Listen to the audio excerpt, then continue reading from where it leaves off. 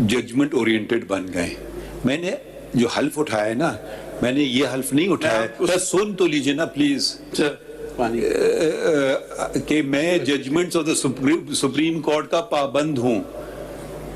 आप इस मुखातिब हो जाए ना, I'm with you. कि मैं judgements of the Supreme court के ताबे हूं। मैंने हल्फ उठाया, मैं आइन और कानून के ताबे हूं। प्लीज, मैं अपने हल्फ की वायलेशन नहीं करूंगा कि जी जजमेंट को, आइन को तो छोड़ दीजिए, आइन तो हम पढ़ेंगे नहीं, जजमेंट पढ़ेंगे बैठकर। मैं तो आप जरा सुन लीजिए ना, इस मुल्क में कई बार मार्शल लॉ भी लगे हैं, मैं उन जजमेंट के ताबे नहीं हूं। आप सुन लीजिए वजाहत से, हो सकता है कोई और हो, मैं नहीं हूं, ठीक है। आप 100 जजमेंट मुझे प्लेस करें, मैं एक भी नहीं पढ़ूंगा। मैं कहूंगा आइन पढ़िए, अगर आइन के इन अकॉर्डेंस विथ है, यहाँ तो ये चीजें ना करें। Remember the history of Pakistan.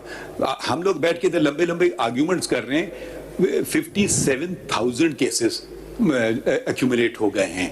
तो अगर एक बेहतरी पार्लियामेंट समझती है, एक बेहतरी लाई है, आप फोकस ही नहीं कर रहे हैं इन्फोर्समेंट ऑफ फंडामेंटल राइट पे।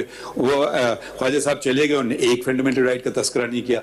आपसे हम पूछ रहे हैं कि 184(3) पे आ जाइए, फिर 191 पे आ जाइए, फिर आर्ग्यूमेंट्स करिए। बहुत बुरा कानून है, मगर उसके दायरे में लाइए। May I proceed? जी please. Article 4. I read, my lord. फरमाइए।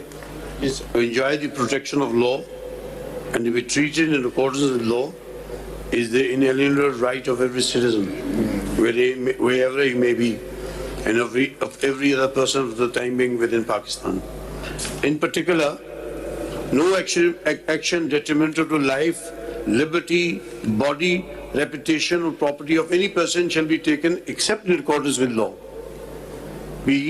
No person shall be prevented from or hindered in doing which is not prohibited by law, and C. No person shall be compelled to do that which the law does not require him to do. Now let us go on to the.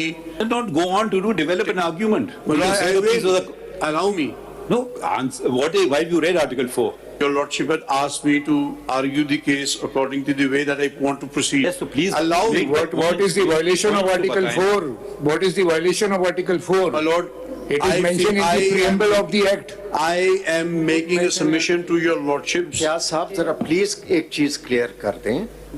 आप मानते हैं कि ये बेहतरीन कानून है, यही होना चाहिए, लेकिन आप कहते हैं कि पार्लियामेंट का इख्तियार नहीं था 191 में, यही प्रोपोजिशन। अब इसको जिस तरह माय लॉर्ड कह रहे हैं, एक्सप्लेन कर दें। 191 पढ़ ले, उसमें अगर subject to constitution and law है और सुप्रीम कोर्ट में है, शैल नहीं है। It is not the right of the Supreme Court. अब इतना बता दें कि जो सब्जेक्ट टू लॉ है, क्या वो रूल्स, उनका स्टेटस उस पार्लियामेंट रिप्रेजेंटेटिव बॉडी से हायर है या लोअर है? That's the only. Thank you my lord, I am indebted to my Lord.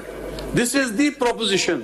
एक आर्टिकल 4 आप कह रहे हैं, दूसरा कौन सा आर्टिकल है वो पढ़ लीजिए ना, सारे आर्टिकल इसके ऊपर आ जाए ना फिर आप। आर्टिकल 10A, आर्टिकल 10 पढ़िए।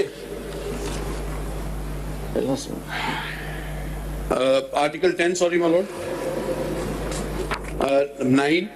ऐसे नहीं, नंबर्स ना दें, बताएं ना। No person shall be deprived of life or liberty save in accordance with law. आपकी कौन सी लाइफ लिबर्टी ले ली इस लॉ ने?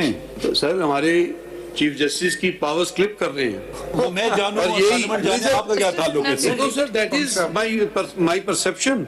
If your lordship may be inclined to do it, I am going to persuade your lordship this is not a constitutional. तो बहुत ही novel argument है। बड़ा जबरदस्त बहस की कि हमारे चीफ जस्टिस की पावर ले रहे हैं तो इंडिपेंडेंस ऑफ जुडिशरी और आर्टिकल 9 इफेक्ट हो गया है। Yes, the deviation is that a procedure other than the rules of the मैं वजाहत करना चाहता हूँ, मैंने आपको अपना वकील नहीं किया था।